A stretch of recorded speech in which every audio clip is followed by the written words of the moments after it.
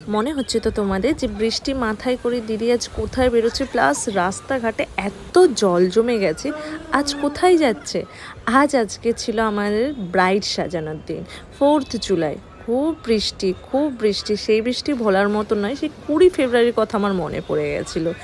ফার্স্টেই আসে আমার এই ক্লায়েন্টের কথা, যেটা হচ্ছে আমার 10টার সময় স্টুডিওতে এসেছিল, যেটা সফট এঙ্গেজমেন্ট লুক হবে, যেটা হচ্ছে জয়শ্রী।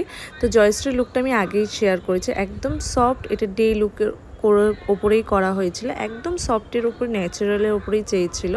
তো সেই রকমই লুক করে দিয়েছিলাম। এইটা আমার 10টা ক্লায়েন্ট ছিল, বাট দেরি করে অনেক এসেছিলো, সেই জন্য আমার পরের নেক্সট যেটা খর্দাই ছিল ব্রাইড, সেটা একটু লেট হয়ে গিয়েছিলো। তবুও ঠিক টাইম মতন হয়ে গিয়েছিলো, যেহেতু আমার শিয়ালদা স্টুডিও থেকে শিয়ালদা যেতে আমার একটু টাইম লাগে, সেই জন্য আমাদের একটু তাড়াহুড়োই ছিল। তো প্রায় ঠিকঠাক টাইমেই কমপ্লিট হয়েছিল, কিন্তু বাইরে প্রচণ্ড হারে বৃষ্টি, সেই বৃষ্টির মানে ভোলার মতন নয়। তো শিয়ালদার দিকে দেখেছিলাম কম হয়েছিল, যেই টাইমে আমরা বেরিয়েছিলাম সেই টাইমটা দেখেছিলাম কম। দেখো, আমি তোমাদের সাথে দেখালাম যে আমি 2:45-র সময় চলে এসেছিলাম খর্দায়, তখন ট্রেন থেকে জাস্ট নেমেছি, সে বৃষ্টি, মানে খর্দাতে এত বৃষ্টি, সবার মুখে মুখে শুনছি টানা 2 ঘন্টা, মানে আমাদের আসার আগে থেকেই নাকি অনেক অনেক বৃষ্টি হচ্ছে। আমার সামনে থেকে, মানে আমরা বসে আছি, এত বৃষ্টি আমরা যেতে পারছিলাম না, গেলেই ভিজে যাব। আমাদের যেতে, মানে ওখানে পৌঁছাতে আমাদের অলরেডি আরও 2টো ট্রেন চলে এসেছে। মানে এত ওয়েট করছে সে তখন 3:35 হয়ে গেছে।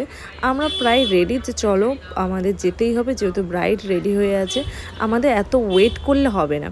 আর আমরা যার জন্য তাড়াহুড়ো করে এসেছিলাম, ট্রেন ধরলাম, এসে দেখছি বৃষ্টি, যেই কারণে আমাদের পরপর আরও 2টো ট্রেন চলে আসলো। ভাবছিলাম পরের ট্রেনে আসলেই আরও ভালো হতো।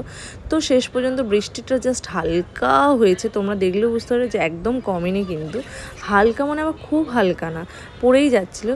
তো আমাদের কাছে একটাই ছাতা ছিল, তো আমি চলে গেছি, কিন্তু গাড়ি পাওয়া যাচ্ছিল না, বললো ওখানে প্রচুর জল জমে গেছে। আমরা তো বিশ্বাসই করিনি, ব্রাইডকেও জিজ্ঞাসা, ব্রাইড বলছে না দিদি, এখানে কোনো জল জমেনি। তারপরে সর্বনাশ, এত জল দেখে তো আমি জাস্ট অবাক হয়ে গেলাম যে সত্যি এত জল। বলেছে টানা 2 ঘন্টা ধরে বৃষ্টি হওয়ার জন্য এই রকম পরিস্থিতি হয়েছে। মানে জাস্ট ভাবো যে কতটা জল জমে গেছে। প্লাস আমরা কিন্তু প্রায় ভিজে যাওয়ারই মতন, একদম ভিজে গিয়েছিলাম, অনেকটাই ভিজে গেছিলাম। তো ব্রাইড সেখানটায় চলে এসেছে টাইম মতন, ব্রাইডের শাড়ি নিয়েছি, কিন্তু দুর্ভাগ্য, ব্রাইডের শাড়ি পেলে কি হবে, ব্রাইড রেডি হয়ে থাকলে কি, ব্রাইডের ব্লাউজ পাওয়া যাচ্ছিল না। আমাদের তো আরও লেট হয়ে যাচ্ছিল, তখন আমাদের খিদে পেয়েছিল, বিস্কিট খেয়ে নিলাম। মাথা খারাপ করে দিয়েছ, 3:30 থেকে 8 ঘন্টা ধরে খুঁজে এখন স্বাভাবিক বিয়ের ব্লাউজ তো পেয়ে গেছে, এখনো এসে পৌঁছায়নি, তো ভাবলাম হেয়ারটা করে নিই। আচ্ছা, তুমি কিরকম সাজতে চাইছো একটু জাস্ট বলো। আচ্ছা, আমি একদম মানে একটু গ্লোয়িং হবে। আচ্ছা, আর সেটা মানে 1600 টাকা। মা আমরা সবাই ছিলাম, ট্রেন লেট, কত ব্যাগ আছে জানো আমাদের, এইসব বাইরে থেকে এইসব জিনিসপত্র সব তো ব্যাগের মধ্যে নিয়ে আসতে। গয়নাটাও আপনারা ওইখানে নিয়ে এসেছেন? হ্যাঁ, গয়না নিয়ে এসেছি, গয়না আমার কাছে ছিল ব্যাগের মধ্যে, কানের দুল, হাতে কনকন, আংটি ছেলে বলে এটা এইখানটাই ছিল, এই গয়নাটা এখানে ছিল না এইখানে ছিল। তারপরে তো ব্রাইডের গল্প শুনে তো আমি জাস্ট হাঁ হয়ে গেলাম যে কি ভয়ানক দিন ওরা পার করে এসেছে। যেটা ব্রাইডের বাড়ি হচ্ছে আমাদের সাউথের দিকে, কিন্তু মেবি যতটা সম্ভব নামখানার দিকে। আর সবাই আত্মীয় স্বজন এই সাইডে মনে হয়, যার জন্য খর্দায় এসেই বিয়ে হচ্ছে। ছেলের বাড়িও খর্দায় একটা কমপ্লেক্সেই ওরা সব কিছু অ্যারেঞ্জমেন্ট করেছে। তো সেখানে ওরা আসার আগের দিন বা 2 দিন আগে এসেছিল, তখন শুনেছে ওরা সব কিছু গয়না বলো বা পার্টস বলো, সেগুলো তো শুনেই নিলে, সব কিছু ট্রেনেই নিয়ে আসলো।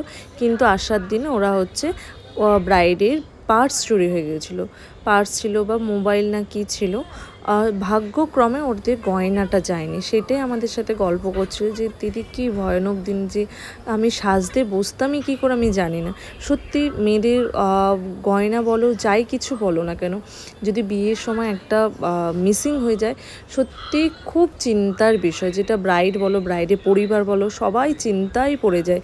শুধুমাত্র যে গয়না বলে কিছু না, যেটা হচ্ছে ব্রাইডের সাথে জড়িত কোনো কিছু, শাড়ি বলো, জুয়েলারি বলো বা কোনো শখের কিছু কিনে রেখে দেয়, সেটা যখন পাওয়া যায় না সেটা যেন খুব চিন্তার বিষয় হয়ে যায়।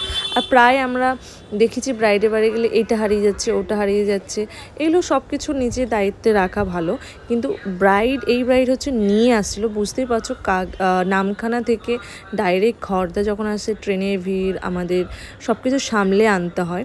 তো তারপরেও ব্রাইড এইটাই হ্যাপি যে আমার সব কিছু দিদি ঠিক ছিল শুধু, আর আমরা মানুষ মানে ফিরে এসেছি, মানে এতটাই নাকি ভিড় ছিল, বলছে দিদি এইরকম ভিড় আমি দেখিনি।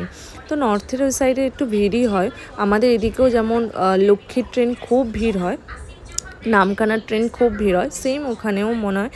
তো ব্রাইড যেমন যেমন চেয়েছিল আমি সেইভাবেই রেডি করে দিয়েছিলাম। আজকের আমার মিষ্টি ব্রাইড, যেটা খুবই মিষ্টি লাগছিলো, 4th জুলাই সাজিয়েছিলাম, ভীষণ সুন্দর একটা লুক করেছিলাম। তো আমার তো ভীষণ পছন্দ হয়েছে। তো তোমরা জানিও আজকে আমার এই মিষ্টি ব্রাইড প্লাস এঙ্গেজমেন্টের লুকটা কেমন লেগেছে। এই রকম বেঙ্গলি লুক করতে তো আমার ভীষণ পছন্দ, একদম সিম্পলির ওপর। কলকাটা হচ্ছে আমার ডিসাইডেই করা হয়েছিল, বলেছিলাম তোমার ফোরহেড একদম ছোট, তুমি এই রকমই করো, ভীষণ সুন্দর লাগবে। তো ব্রাইড রাজি হয়ে গিয়েছিল। তো ওভারঅল তোমাদের কেমন লাগছে তোমরা কিন্তু অবশ্যই জানাও। আর এই রকম স্পেশাল দিনে তোমরা যদি সাজতে চাও অবশ্যই কন্ট্যাক্ট করতে পারো 8335037568 এই নাম্বারে। এইটা আমার হচ্ছে হোয়াটসঅ্যাপ নাম্বার প্লাস হচ্ছে কলিং নম্বর। আজকের ফুল ভিডিওটা তোমাদের কেমন লাগলো অবশ্যই কিন্তু কমেন্ট করে জানিও।